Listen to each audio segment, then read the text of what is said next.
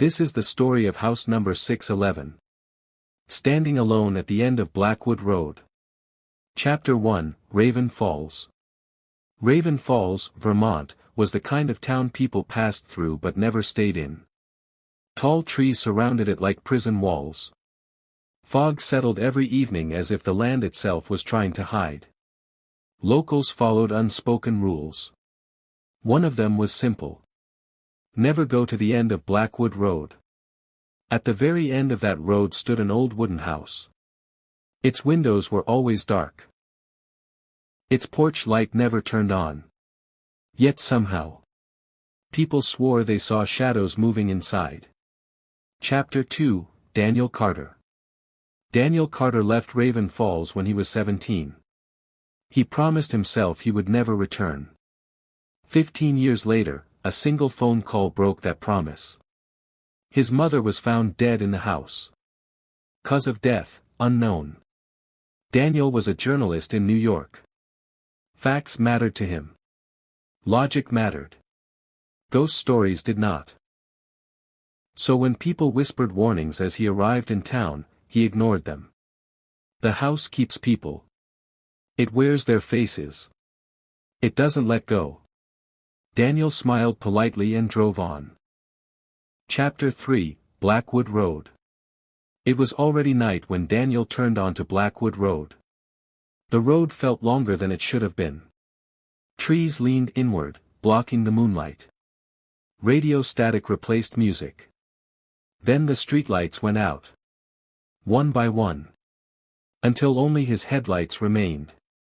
And then, House 611 appeared. Waiting. Chapter 4, The House. The house looked wrong. Not abandoned.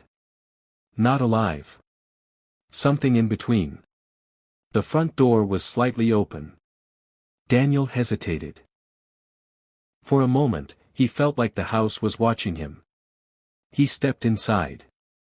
The door closed behind him. Chapter 5, The Clock. The smell hit first. Cold air. Dust. And something like damp soil. Everything inside was untouched. As if time had stopped. The living room clock hung crooked on the wall. 12:06. Daniel touched it.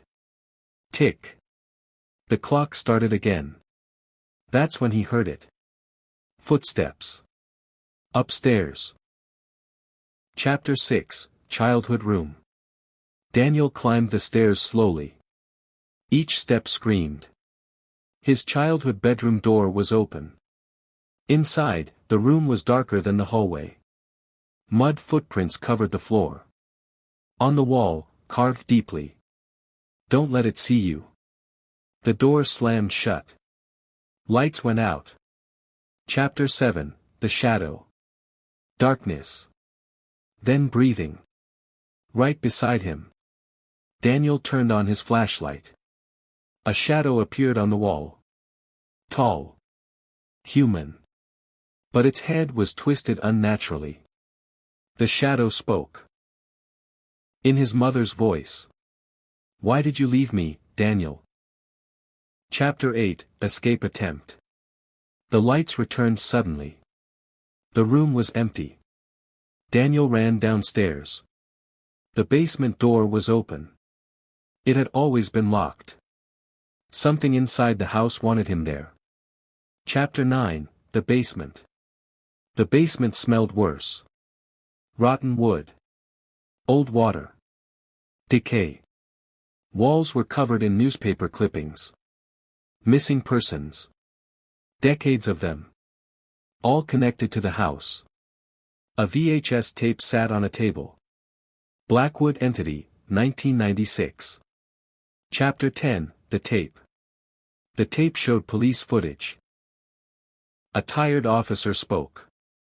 This house feeds on grief. It mimics loved ones. It traps memories. Once it learns your face, you never leave. The tape ended with a photograph. Daniel's mother. Smiling. Standing inside the house. Chapter 11, The House Awakes.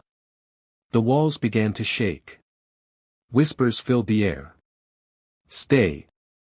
You're home. Daniel ran to the front door.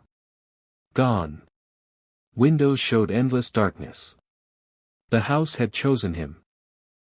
Final chapter, the new face. Morning came. Police arrived. House 611 was silent. Inside, a new family photo hung on the wall. Daniel. His mother. And between them, a faceless figure. The clock stopped again. 12:06. Blackwood Road never stays empty. Only the faces change.